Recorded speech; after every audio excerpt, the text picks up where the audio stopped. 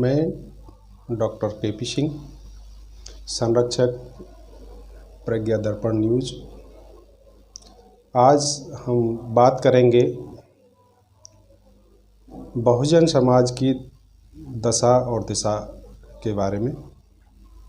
जैसा कि हम सभी जानते हैं कि वर्तमान समय में बहुजन समाज अपने तीनों तरह से, चाहे वो राजनीतिक हो, आर्थिक हो, सामाजिक हो, सभी तरह से लगभग दिशाहीन है। उसे इन्हीं तीनों क्षेत्रों में कोई दिशा दिखाई नहीं दे रही है। यदि हम सर्वप्रथम सामाजिक तौर से लें, सामाजिक तौर पे बहुजन समाज अक्सर ब्राह्मणवाद की चपेट में है। ब्राह्मणवाद से लगभग ओतप्रोत है, उसी के लिए काम कर रहा है। जबकि ब्राह्मणवाद उनको विशेष सम्मान नहीं देता है, उनको किसी भी तरीके से कोई खास रिकॉग्निशन नहीं देता है। लेकिन फिर भी हमारा जो बहुजन समाज है, जिसमें विशेष तौर पे अनुसूचित जाति, जनजाति और पिछड़ा वर्ग, अन्य अल्पसंख्यक वर्ग आते हैं, धार्मिक रूप से जिन्होंने धर्म परिवर्तन किया है, और इन्हीं तीन अनुसूचित जाति, जनजाति और पिछड़ा वर्ग से पहले से आते हैं। और उन्होंने अभी अपनी जो नई एक सामाजिक पृष्ठभूमि है, जो बाबा साहब ने हमको दी थी, उसके बारे में गंभीरता से अभी नहीं सोचा है। और जो लोग सोच रहे हैं उनकी संख्या बहुत कम है। तो हमको नए सिरे से, जैसा कि हम देखते हैं आज चारों तरफ सामाजिक रूप से इतना आतंकित है पूरा समाज कि जानबूझकर लोगों को प्रताड़ित किया जाता है।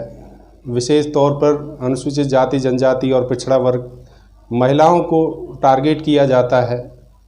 उनके वीडियोज़ बनाए जाते हैं प्रताड़ित करते हुए, उनको अपमानित करते हुए, और उनको सोशल मीडिया पर वायरल किया जाता है जानबूझकर, ताकि उनको अपमानित किया जा सके, उनके मानसिक तौर पे उनको प्रताड़ित किया जा सके। ऐसी स्थिति में ये बहुजन समाज को क्या करना चाहिए, इसके बारे में हम थोड़ी सी बात करेंगे। जैसा कि बाबा साहब ने हमको एक रास्ता दिया है बुद्धिज़्म का, जहाँ विशेष तौर पे व्यक्ति के आचरण को प्रधानता दी जाती है। चाहे वो पहले आचरण, जिसको शील हम कहते हैं, पंचशील, पंचशील का जो पहला सिद्धांत ही है कि किसी भी प्राणी को, चाहे वो मनुष्य हो, चाहे वो पशु हो, यहाँ तक कि वनस्पति भी, प्रकृति को भी प्रताड़ित न करने की सबसे पहली जो है पंचशील का पहला ही सिद्धांत है। दूसरा है किसी भी तरीके के चोरी, किसी दूसरे के धन को अपहरित करना, उससे संबंधित है। तीसरा है व्यक्तिगत चरित्र, यानी कि अगर कोई ग्रस्त है, अगर हम उसको बुद्धिज़्म की भाषा में कहें तो उपासक हैं, तो उनके लिए एक पत्नी धर्म का पालन करना आचरण बताया गया है। यदि वो बौद्ध बनते हैं, बुद्धिज़्म से जुड़े हुए विशेष व्यक्ति हैं तो पूर्ण ब्रह्मचर्य का पालन बताया गया है। तीसरा कि जो है हमको किसी भी व्यसन से दूर, नशीले पदार्थ से जो है दूरी के लिए बताया गया है। किसी की कोई वस्तु चोरी करना, उठा लेना, उसकी इच्छा के विरुद्ध ले लेना, बुद्धिज्म में उसको भी वर्जित किया गया है। यदि हम गंभीरता से सोचें तो ये जो पांचों सिद्धांत हैं, पंचशील हैं, वो ऐसे शील हैं यदि इनका व्यक्ति पालन करता है, अपने जीवन में पालन करता है, तो समाज की जो बहुत सारी समस्याएं हैं उनका समाधान स्वतः हो जाता है। उनको कोई भी परेशानी जो है अपने आप ख़त्म हो जाती है। जितने भी समाज में उथल पुथल है वो इन्हीं लगभग 5 तरीके के व्यसनों से ही समाज में उथल पुथल होती है। अगर बहुजन समाज बुद्धिज़्म को ज़्यादा से ज़्यादा तरजीह दे, उसकी तरफ अपना ध्यान आकर्षित करे, उसके सिद्धांतों को अपने जीवन में उतारे, तो मैं मानता हूँ व्यक्तिगत तौर पे भी कि ये समाज बहुत तेज़ी से तरक्की करेगा और साथ साथ इससे देश का भी भला होगा, समाज का तो होगा ही। दूसरा, हम आर्थिक तौर पे सबसे बड़ी जो समस्या है बहुजन समाज की, वो आर्थिक नीति पे है, इसी पर आधारित है। क्योंकि ज़्यादातर हमारा समाज जो अब पढ़ लिख रहा है, यदि हम उसकी बात लेते हैं तो हम देखते हैं कि हमारे जो युवा हैं वो नौकरियों की तरफ ज़्यादा देखते हैं। सरकारी नौकरी विशेष तौर पे या प्राइवेट कंपनियों में जॉब है, उन्हीं को ढूंढते हैं। उसके अलावा जो हमारा समाज है, हमारे समाज के जो युवा हैं, दूसरे जो वैकल्पिक रास्ते हैं उनसे अभी बहुत दूर है।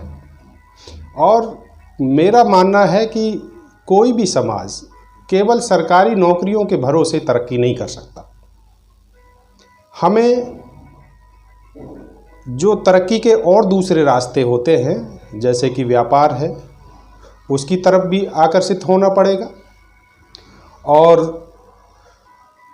अन्य मार्ग भी हमको खोजने पड़ेंगे जिससे कि हमारा समाज तेज़ी से तरक्की कर सके।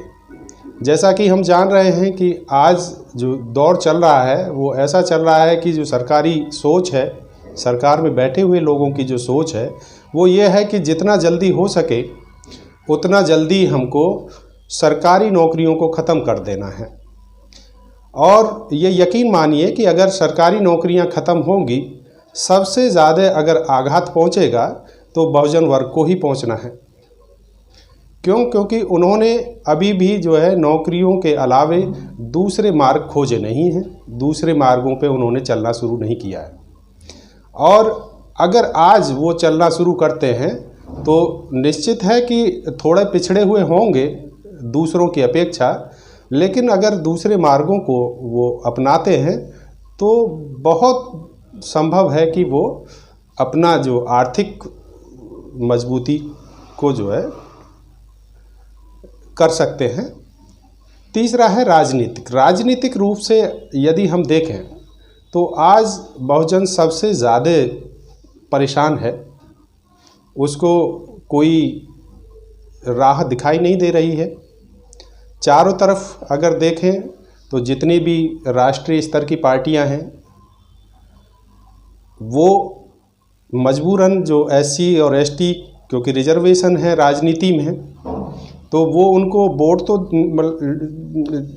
सीट तो देती हैं, क्षेत्र निर्धारित हैं, उन क्षेत्रों पे वो अपना प्रतिनिधि तो एससी एसटी का आएगा, ज़रूर आएगा, लेकिन वहाँ देखना ये है कि वो प्रतिनिधि हमारा है या नहीं है, समाज का है या नहीं है, बहुजन समाज के हितों को वो जानता समझता है या नहीं, या जानते समझते भी वो उन पे चलना चाहता है या नहीं, अगर हम नज़र डालेंगे तो ज़्यादातर ऐसे ही प्रतिनिधि अनुसूचित जाति और जनजाति से आते हैं जिनका अनुसूचित जाति और जनजाति से कोई भी लगाव नहीं है, उनके अधिकारों से, उनके समस्याओं से।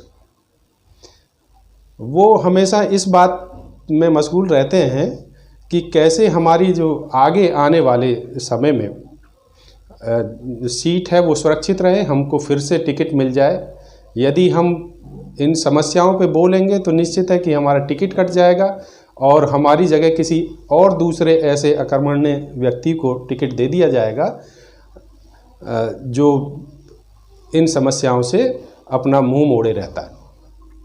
तो ये तो हो गया हमारे प्रतिनिधित्व का हाल।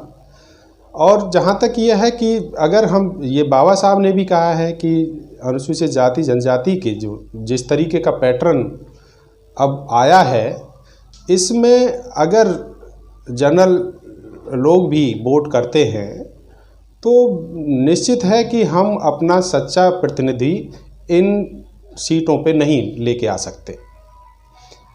फिर एक तरीका बच जाता है जो काशीराम साहब ने अपनाया कि हमें जो है अपनी जनरल सीटों पे प्रतिनिधि उतारने चाहिए, चाहे वो पिछड़े वर्ग से हों, चाहे अनुसूचित जाति से हों, जनजाति से हों, किसी भी से हों, या अल्पसंख्यक वर्ग से भी हो सकते हैं।